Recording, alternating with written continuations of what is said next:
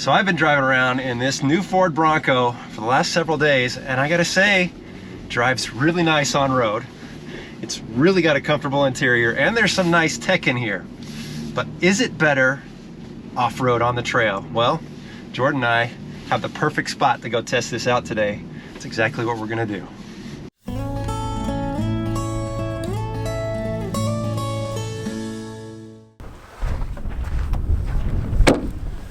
So last year, they announced the Ford Bronco, and 3 days after orders went on sale, I put down my $100 deposit. And well, I've been kind of a big skeptic about it. Is it gonna be as good as my Jeep Wrangler? And it wasn't until I test drove one just a couple weeks ago, I decided, you know what? I'm gonna go ahead and get it when it arrives. And it is here. And so today, we're gonna head out on the trail and we're gonna see what this can do for the very first time. But before we go get flexy, go get a little high speed, go see where we can get tight and technical, let's talk about what we have here.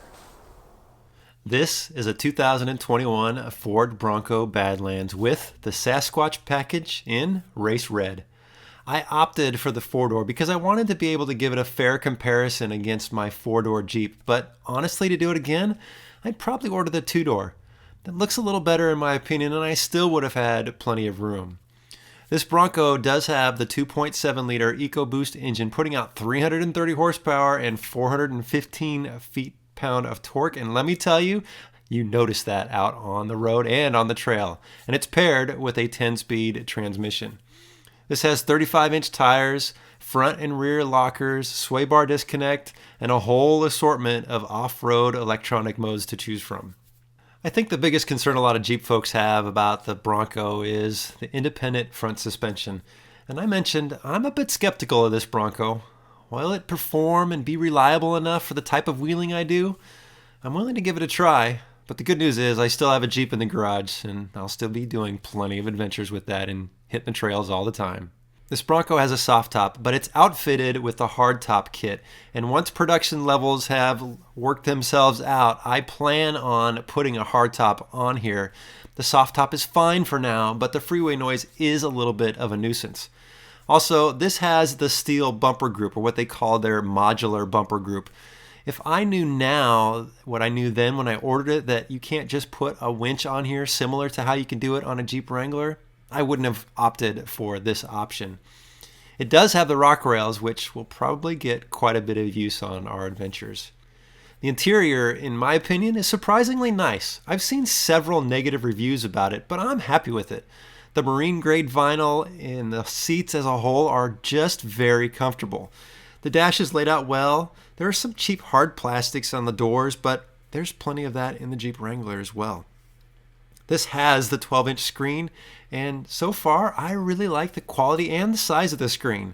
The interface is easy to use, but my son Jordan and I both have a couple complaints about it, but more on that after we get out on the trail. There is plenty of rear seat room, and the storage is perfect for my needs. This is a big vehicle, but overall I like the styling and the build quality. I just need to put it through its paces and see if it's going to live up to my standards out on the trails. And speaking of trails, let's go get this thing dirty.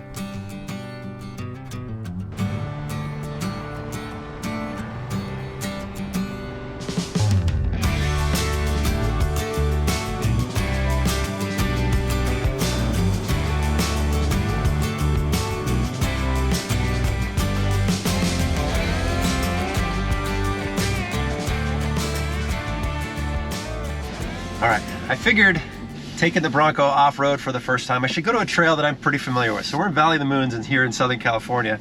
And you and I have been doing this trail for years. Yeah, a long time. Long time. We love this trail, but what's great about this trail is it has just a little bit of everything. There's some opportunities to kind of get after it a little bit, kind of go fast. There's some slow, tight, technical, rocky sections. There's some really deep ruts. Yeah. And we're gonna get a chance to really put this Bronco through its paces. But just right off the bat, two things you and I noticed. It's really smooth. Super smooth. I mean, there's something to be said about IFS, but we'll see as we get going along. But just right now, it's really smooth. And how about this screen? Yeah. Yeah, this screen resolution, this front-facing camera, wow, that's got some really nice clarity on it. So we got two pros right out of the box, but we're gonna get up here and get after it now.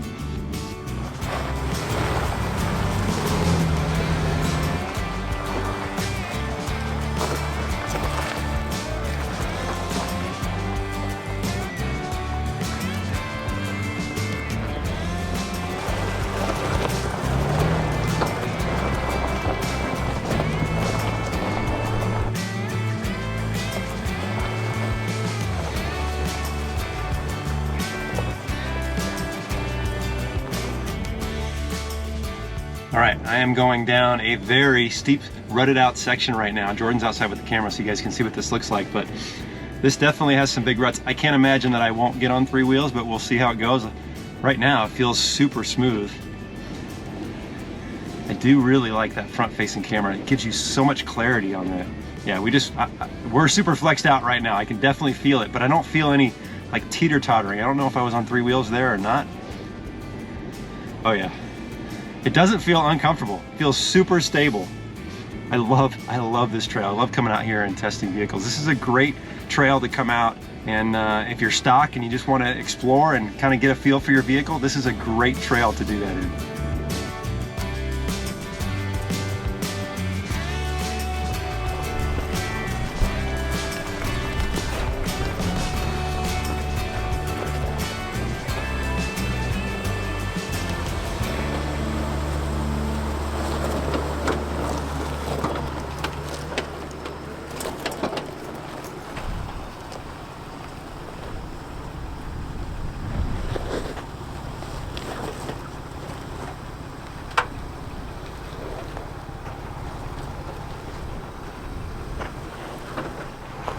All right, Jordan, you just drove through one of the deepest ruts. You got up on 3 wheels. How did that feel? I didn't even notice I was up on 3 wheels. I was super smooth. Really? Yeah. Okay, well, it looked good from the outside. Yeah, it did, but the parking sensors were actually going off, so I think maybe you gotta figure out how to turn that off. Okay, well, hopefully there's a button for that. Yeah.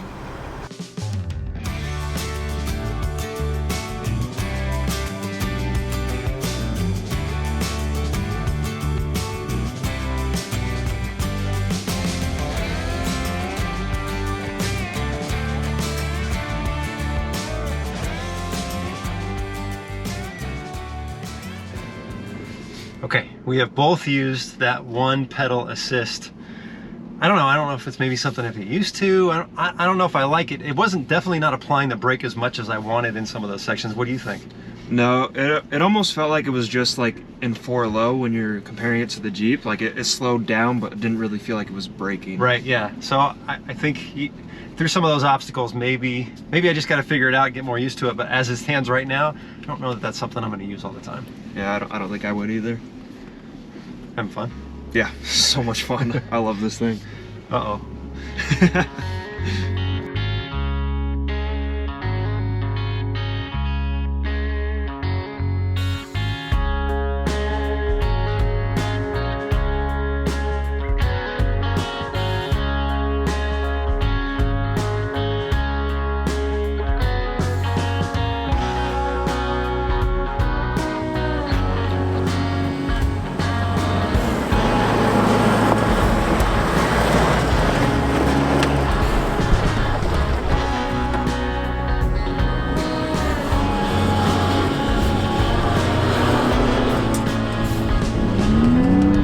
We've been playing with all the different modes. I gotta say the most fun is Baja mode because it changes the shift point and allows you to get a little more aggressive on the trail. And some of this sand, man, I gotta tell you, it's a lot of fun. I mean, you're really getting after it a bit.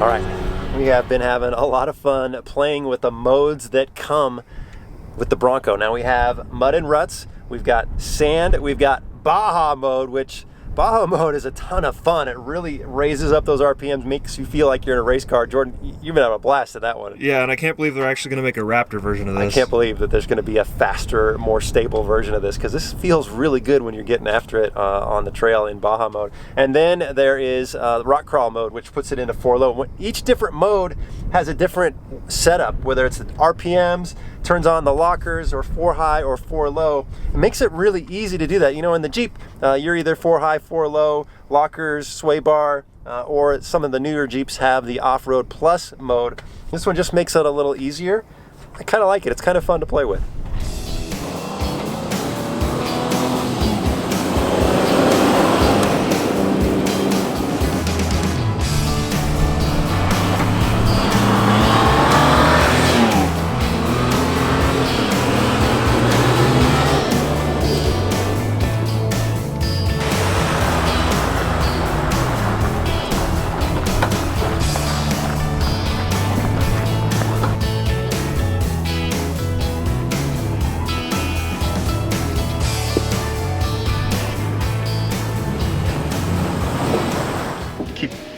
forgetting which window is which. They're upside down, Jordan. I'm confused. It's going to take some getting used to. Yeah.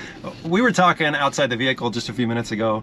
There's a lot of warnings and notifications in this thing. Yeah, like especially the wireless charger that keeps popping up for the different GOAT modes. Yeah. If you turn the car off, it asks you if you want to like continue staying in this mode when you turn it back on. And it's almost too much because you get in, you just want to turn it on and drive. You got to like clear all these things. Yeah, we were in the mud and ruts mode, turned the vehicle off, got out, came back on. It asks you if you want to stay in that mode, but if I don't select it, I just start driving away. It automatically puts it back in normal. Just stay in the mud and ruts mode. Yeah. It'd be nice. There's a few other things that are kind of tedious. One is that parking sensor. We need to figure out something. I need to look in the settings later on and see if we can find a way to turn that off. Oh, I figured it out. There's a button right here. Oh, there is? Yeah. Oh, well, we can turn parking sensors off because we were like, why does that keep going off? All right, so now we got to do that. So those are just a few of the things that we've noticed that maybe some of the electronics are kind of, I don't know, distracting from our experience. Yeah. Yeah. Not hating it, just noting it.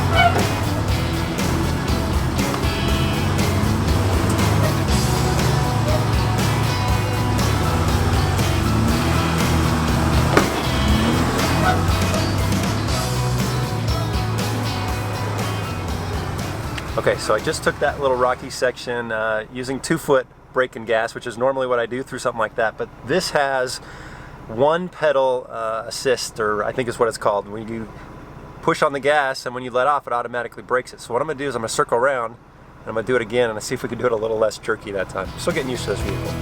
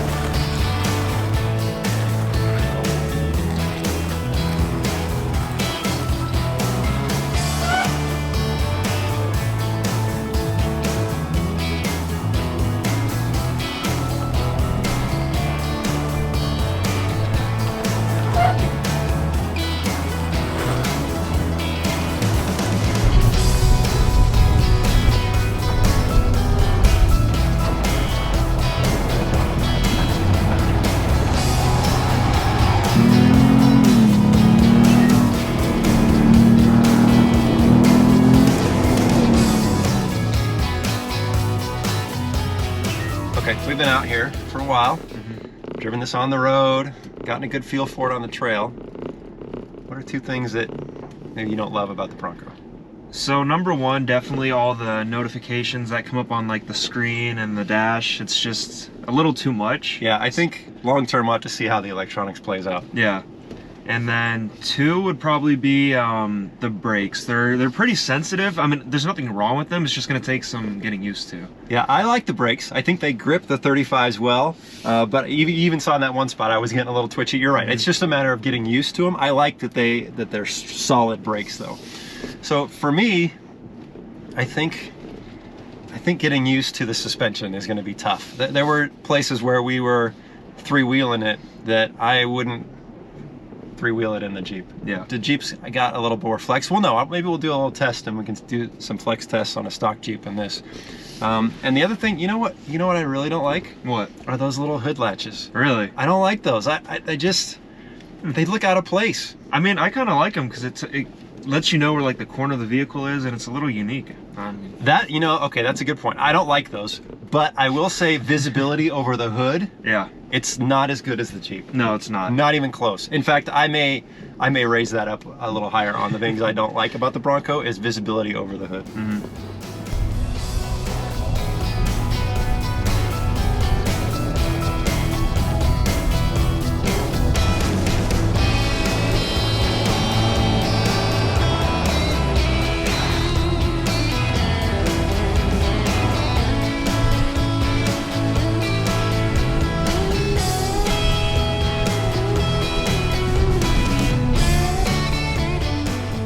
Okay, Jordan, you have owned a Jeep and you've driven all of my Jeep Wranglers. What do you like about the Wrangler over the Bronco? So in the Wranglers, I just like how they're a little bit more tactile. Just being able to, like, even just the transfer case, just being able to shift the knob and not turn a dial. So you're not a fan of the little electronic dial goat mode thing? I don't hate it, I just don't love it as much as the Jeep. Okay, what else? Right now you can get a Jeep with a hard top. This is true. We had to get a soft top. It was a compromise. It is outfitted to fit a hard top, but we could only get it in a soft top. So for me, I agree. I think the Jeep is definitely more tactile. The solid axle in the front, for me, I think it's a familiarity thing. Like, I could pull that axle off, pull it apart, put it back together. I wouldn't do the ring and pinion because I'm not going to do that. But I could fix most everything on the Jeep's front solid axle, whereas I've got a lot to learn about independent suspension. I mean, if I was to break out here, I'm not sure how I would jerry rig anything. I've got to learn that. And I think also I just like the visibility in the Jeep a little bit better. This is a big, bulky, boxy vehicle. I don't think it's a whole lot bigger, but it's a little bit bigger, and I've noticed it on some of these tight technical areas where I could kind of peek over and see a little bit more in the Jeep where I can't do that in the Bronco. That's just going to take some getting used to. Yeah, I feel like the visibility definitely isn't as good as the Jeep, but it almost doesn't feel as claustrophobic, maybe just because like these side windows are so big. But I will say this 12-inch front-facing camera helps a lot. Yeah, that thing's pretty nice. That screen is just massive.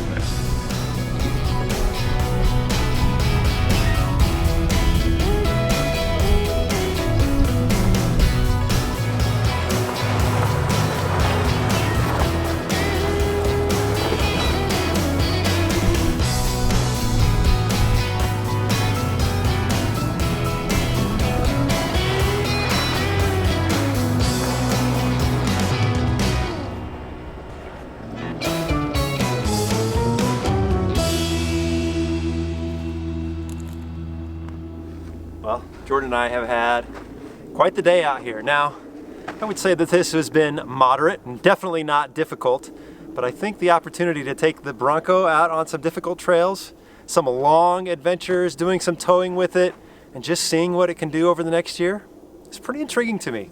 I'm still skeptical. I think Jordan is already sold on it, but you know, I think there's lots of potential for what this Bronco could do. Is it going to replace my Jeep?